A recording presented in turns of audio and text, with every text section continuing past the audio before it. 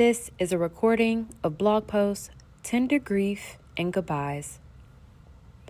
Hello, fam. May this message be one that lands softly on your heart. May you take something away.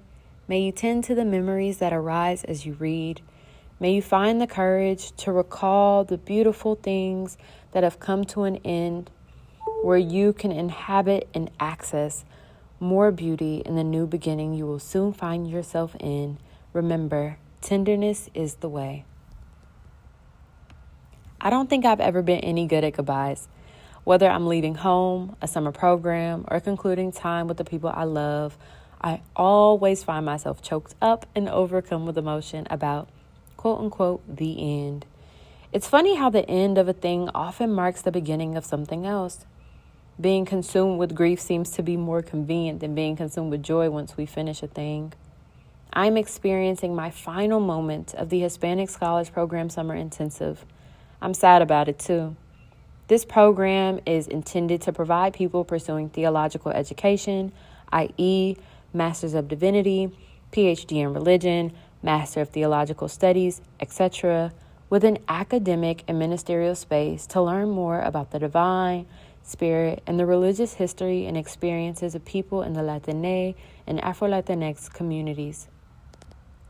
I spent 2 weeks at Duke Divinity School, immersing myself in literature about the lived experiences of Latinx folk, engaging in multicultural and interreligious worship services, and holding space for people's stories.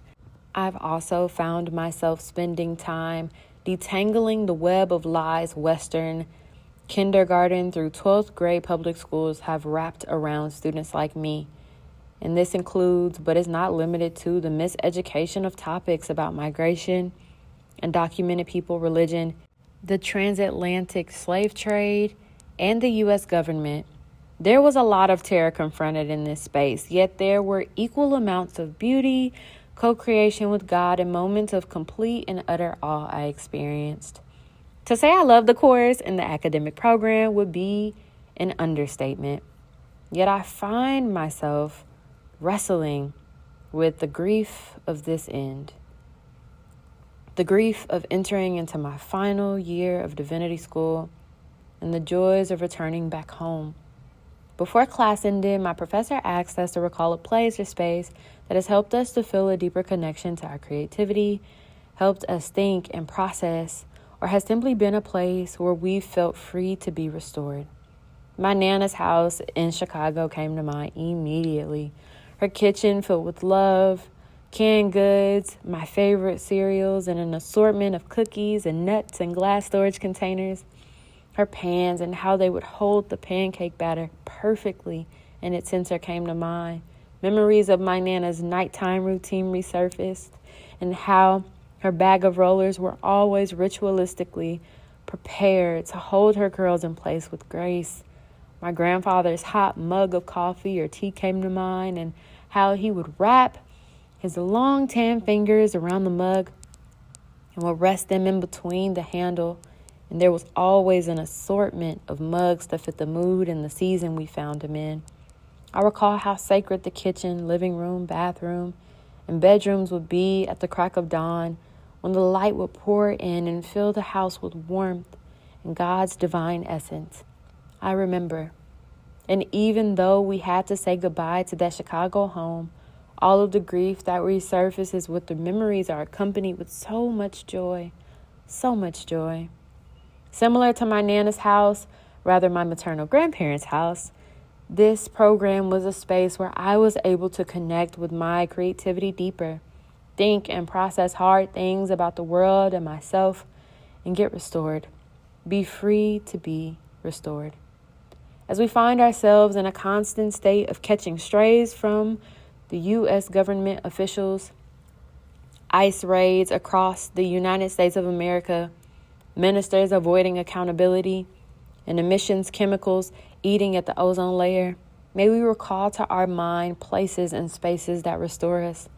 May we create and cultivate brave and sacred spaces where we can ask scary questions, rest, and receive wisdom from our elders. May we find the beauty in the grief we carry. May we be tender with the wounds that feel raw even years after the injury.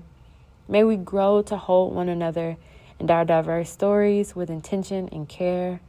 May we make room for the new beginnings on the way. May we allow ourselves to grieve, and may we see it as a liberatory practice instead of a sinful one. This is not goodbye. This is see you in a couple weeks. Thank you all for reading, the encouragement, the feedback, the likes, and the comments. Thank you for sharing #TheFruitfulPlace, bi-weekly words of encouragement, and allowing the motivation to move you towards greater depth, imagination, creativity, and hope.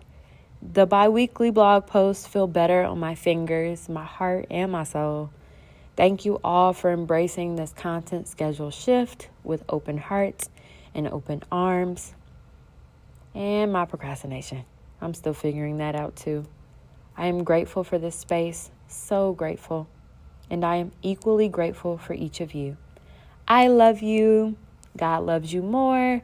Be bold, be you, be loved, and be gentle with yourself as you find yourself navigating grief in this season and in the seasons to come. May tenderness wash over you like a never-ending spring. With love and light, Miss Ponder. This concludes the blog post.